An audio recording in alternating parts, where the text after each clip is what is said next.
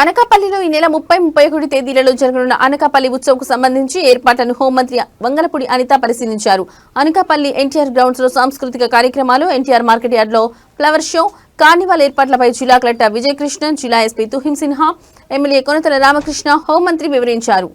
అనంతరం Utsav logo theme song ను launch చేశారు. ఈ సందర్భంగా ఆమె మాట్లాడుతూ CM Chandrababu, deputy CM Pawan Kalyan ఆధ్వర్యంలో ఏపీ పర్యాటక రంగాన్ని అన్ని విధాలుగా అభివృద్ధి చేస్తామని అనిత హామీ ఇచ్చారు.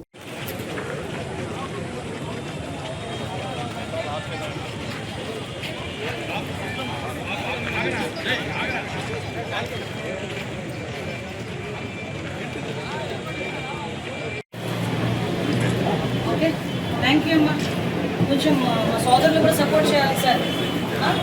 కొద్దిగా social media coverage, print media మీరు కవరేజ్ ఇవ్వట్లేదమ్మా మాకు. మా ఎమ్మెల్యేస్ ఇస్తున్న సపోర్ట్ మేము కూడా ఇవ్వాలి.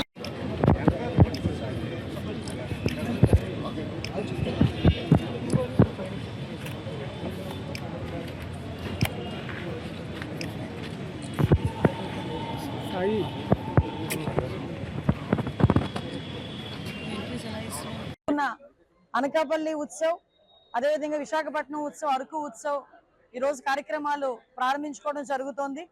ఆల్రెడీ విశాఖ ఉత్సవ్ ప్రారంభించడం జరిగింది. ఈరోజు అరకు ఉత్సవ్ ప్రారంభం, అదేవిధంగా రేపటి నుంచి అనకాపల్లి ఉత్సవ్ కూడా ప్రారంభం అవుతుంది.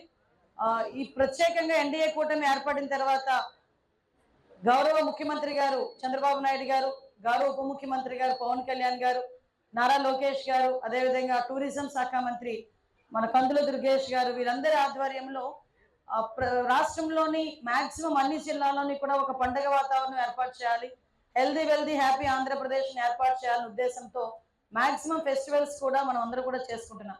దానిలో భాగంగానే లాస్ట్ టైం మీ అందరికీ తెలుసు గండికోట ఫెస్టివల్, అదేవిధంగా నెల్లూరులోని మనకి ఫ్లెమింగో ఫెస్టివల్, ఇవన్నీ కూడా మనం ఏర్పాటు చేసుకోవడం జరిగింది.